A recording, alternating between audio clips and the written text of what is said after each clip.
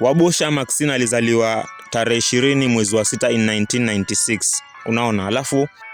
education yake alikuja akasoma shule ilikuwa inaitwa Moi Girls High School, alafu ndo later on akaja akajoin shule nyingine ilikuwa inaitwa Makini Girls High School in Nairobi, ambapo sasa after amemaliza shule ya upili akaja akajoin chuo kikuu ambapo ni university. Alikuja akasoma the University of Nairobi ambapo alikuwa anafanya mambo na science na engineering, like something yenye ilikuwa inahusiana mambo na engineering pale, like kwa field ya engineering, unaona. Alafu sasa hiyo time yenye alikuwa yuko pale kwa university, ndo hiyo time alipokuwa kwa university ndio alianza mambo na content creation, like alikuwa anaenda zake chuo kikuu lakini alikuwa bado huku kama tuseme side hustle yake yenye alikuwa anapiga, alikuwa anajaribu kufanya kama ma videos, anajaribu kupost pale kwa mtandao, like unaona, sana alikuwa anapost kwa YouTube, then alikuwa anaingia pale kwa Instagram ana post pia, unaona, ambapo inamaanisha pia before yani akuwe fully known pale kwa online. Hata mwenyewe alikuja akasema yani before yani akuwe celebrity yani ilimchukua kama pengine mwaka mmoja hivi ama miaka miwili, ndo yani ile alikuwa na post consistently kwa YouTube, ndo sasa akapata ile traction, alafu ndo ika pick off, ndo akaendelea kufanya ma videos hivyo mpaka sasa yani ndo akakuwa celebrity, ambapo sasa mwenyewe like alikuwa na mwanzo kabisa alikuwa anafanya video kama za makeup, alafu pia na beauty interest, because alikuwa na hiki kitu, alikuwa anapenda kufanya tu ma video za kujipaka makeup, like alikuwa anajipaka makeup alafu anajirecord, then anakuwa anafanya hizo mambo na beauty ama pengine ni skin care ama vitu kama hizo, alafu ndo alikuwa anazipost kila siku tu. Hapo sasa pia akaanza kupata kama audience yake yenye ilikuwa ina relate na hiyo topic yenye alikuwa anafanya, unaona. Ambapo sasa kuna venye mwenyewe alikuwa ni kama tuseme ni makeup artist, alafu pia alikuwa na post hizo kama tutorials, yani in short. So yani ile rise to the internet ama tuseme ile kuwa celebrity hapa kwa YouTube, kwanza ilikuwa ni ile like she launched her YouTube channel ambayo ilikuwa ni 2016 pale, unaona. 2016 ndo alikuja aka launch YouTube channel yake, alafu ndo akaanza kufanya hizo ma videos zenye ninajaribu kukuambia. Alikuwa anafanya beauty alafu na makeup tutorials, alafu ndo over time sasa alipokuwa ameanza kupata ile pesa ama pengine ameanza kupata ile growth, unaona, akakuwa sasa able ama akakuwa na ile uwezo sasa wa kuanza kufanya kama lifestyle, because lifestyle huwa ni expensive. Kama ile pengine ku travel, ile mtu unapata pengine mtu anakuonyesha kama pengine sijui ametoka leo ameenda sijui mahali fulani, ameenda kukula chakula fulani, ile kitu huwa ni expensive bro. It's not easy to do this lifestyle content, but unapata kuna certain level ukifikia ndo unaanza unaweza kufund hiyo lifestyle, unless pengine kuna kama pengine uko na sponsors, but kama hauna sponsors, uko independent, mwanzo unakuwa na post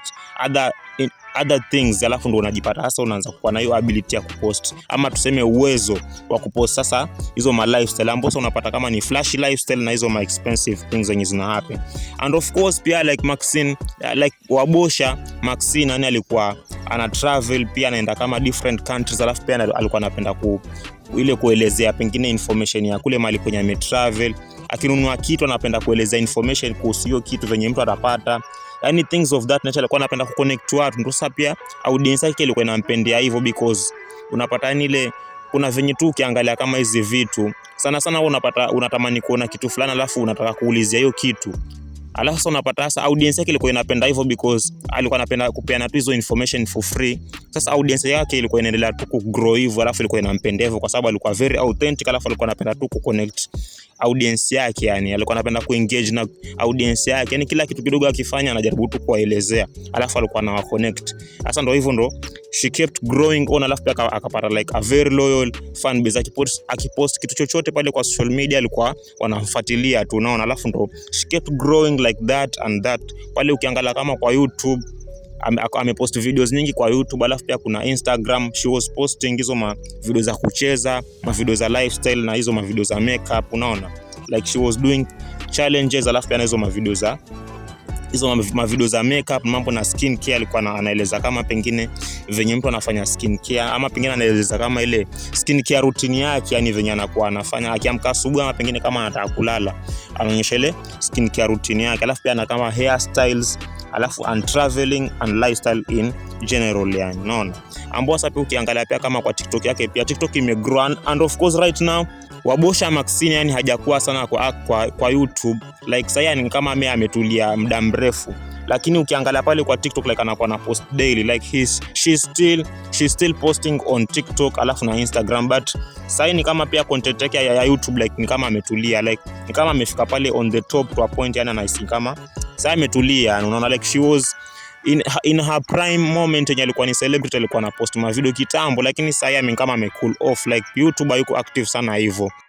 ambao sasa pia unapata kama sasa Wabosha Maxine anakuwa na post video za kama podcast, like alikuja ka found kama podcast channel nyingine yenye anakuwa anafanya mambo na hizo anapiga kama ma conversation and stories, yani like podcast inamaanisha hivyo. Ile pengine unaweza leta kama ma guest, unauliza kama interview, unauliza maswali, mnapiga ma stories, ma conversation and things of that nature. Ambapo alikuja ka found podcast yake inaitwa A Letter to My Younger Self. A Letter to My Younger Self, yani barua kwa yule, yani venye yani inamaanisha ni kana kwamba yani anajaribu kupeana information kwa ule kama pengine kijana mwenye hasa pengine ile pengine mtu anataka kama kupata kama kitu kama inspiration, sijui nitaeleza vipi kwa Kiswahili, but inamaanisha hivyo, A Letter to My Younger Self, unaona. Ambosa ni podcast na anafanya hizo ma conversation zenye zinakaa pengine ni kama ni inspiration, unaona, ambao sasa pengine anapiga hizo mavitu pale za kumotivate tu watu wengine pale, ile mtu pengine anataka kusikia venye mtu ali grind pale kwa successful, unaona, vitu kama hizo, yani ma conversation tu. Alafu sasa net worth ya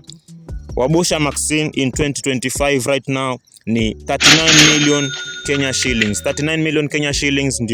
ndio ni pesa yenye huyu Wabosha Maxine ametengeneza na career yake, and of course hiyo pesa